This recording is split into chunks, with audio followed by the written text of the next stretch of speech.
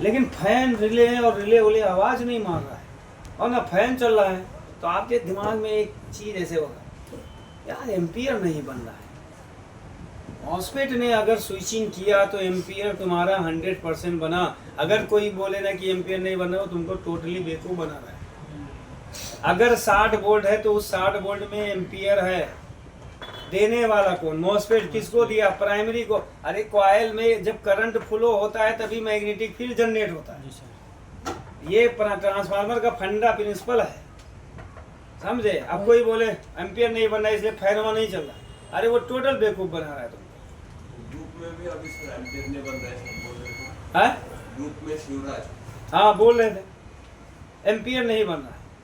उनका कहने का मतलब है कि एसी डीसी ओके है लेकिन चार्जिंग आउटपुट नहीं बन रहा है, वो सिर्फ 48 वोल्ट चेक कर रहे हैं। इसका मतलब उनका चार्जर चालू नहीं हो रहा है। और एक्जियम का मॉडल है, तो एक्जियम का मॉडल है तो हमें क्या देखना है? पिन नंबर 5 को देखना है कि वो लो हुआ कि।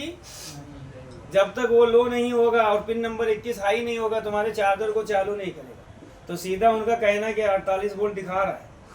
वो ये नहीं बोल रहे हैं कि चार्जिंग, हम बैटरी को चेक कर रहे हैं कि 48 वोल्ट है, तो बैटरिया जोड़ा है तो 48 वोल्ट तो उसको मिलेगा।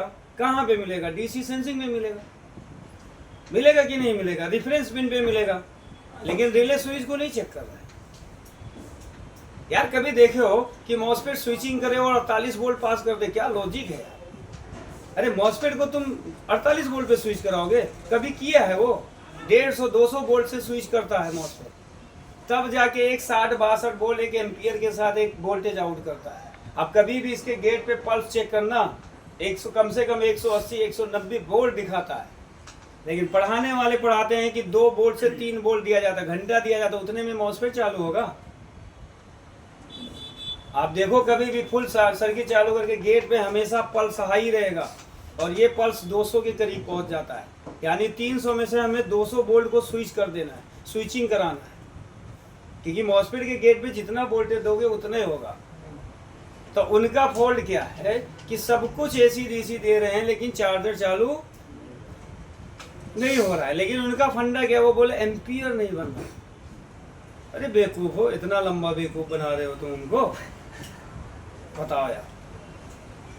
जैसे कई चार्जर है तो उसमें 5 एम्पियर बन रहा है और 18 एम्पियर का चार्जर एम्पियर वोल्ट का भी ये अलग कम चल ही बना- नहीं सकते सर। तो कम बनाने का मतलब उसकी कोई गलती थोड़ी ना है, वही रेजिस्टेंस प्रॉब्लम क्रिएट कर रहा है। कहाँ फॉल्ट है? वो उसके फीडबैक सप्लाई को चेक करो, फीडबैक सप्लाई पता चल जाएगा, फीडबैक की प्रॉब्लम करता है। 5 एम्पियर बनना है, हमने 4-5 चार्जर लगा लिए। बना लिया। कहाँ कहाँ पे? 22 तारीख को आ जाएगा। अच्छा आ रहा है कि बना लिया? आ जाएगा। अरे तुम तो मंगाओ यार, ट्रक मंगाओ, पूरा अपना सर्विस सेंटर उठवा लो। हम तो चाह ही रहे कि तुम ऐसे फॉल्ट लेके आओ हमसे। जैसे लेके जाएंगे। देखो कभी भी एक चीज याद रखो, हर चार्जर में एक संट होता है। क्या होता है? संट होता है। और संट का हमेशा एक ही प्रिंसिपल है, अगर गलती से उसने वैल्यू बढ़ाया तो तुम्हारा एम्पियर को ड्रॉप मार देगा, कभी एम्पियर नहीं बनने देगा। अब आपके पास चार्जर आएगा, बोले यार ये तो एम्पियर ही कम बन रहा है, संट लगा होता, बगैर संट के चार्जर चले गए। और वही संट होता है जो तुम्हारे एम्पियर को मेंटेन करता है। तो इसलिए आउटपुट में देखोगे एक स्टील बॉडी लगी होती है। जैसे इसमें देखोगे इन्होंने संट ये लगाया है, देखो ये लगाया है ना। ईस्टमैन माइक्रोटेक बोल्ट्समैन में देखोगे तो 2 रजिस्टर लगाया है बड़ा बड़ा। आप देखोगे जहाँ पे रिले है वहीं पे बड़ा बड़ा चपटा रजिस्टर लगाया है, वो संट है। अगर गलती से इसने वैल्यू ड्रॉप कर दिया तो इतना हाई एम्पियर पास कर देगा कि आपने सोचा। अगर इसने गलती से वैल्यू बढ़ा लिया तो एम्पियर को ड्रॉप मार देगा, एम्पियर ही नहीं निकलने देगा, समझे? अब हर किसी चार्जर में ये फंडा मिलेगा। देखो इसमें देखो स्टील बॉडी लगा रखा है, ये यहाँ पे देखो एम्पियर के लिए कहाँ खोस दिया रे, ये लगाया है, देखो ये एम्पियर है, इसको हम बोलते हैं कि स्टील बॉडी है ना। ये संट है, यहाँ पे देखो ये लगा है, ये एम्पियर है।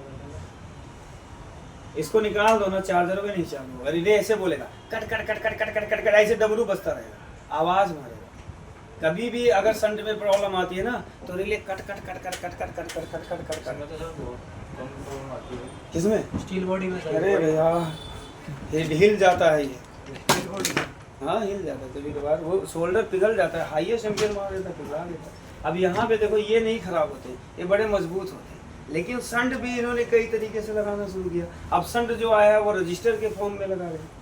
अच्छा अब देखो ईस्टमैन बोल्ट्समैन में देखोगे 2 संट लगा है, आउटपुट में लगा है। अब उसमें से कोई एक खराब हो जाता है तब भी आपका प्रॉब्लम हो जाता है। तो ये सब तो आउटपुट का फंडा है, वो देखेंगे। अब एम्पियर कम बना रहा है, क्यों बना रहा है? किसी किसी में आता है कि ज़्यादा एम्पियर बनाता है, किसी किसी में आता है कि कम एम्पियर बना रहा है ना? तो वो तो हमें देखना होता है सर्किट की सर्किटेशन में क्या होता है। समझे? तो ये है फंडा, इसी फंडे को समझना है।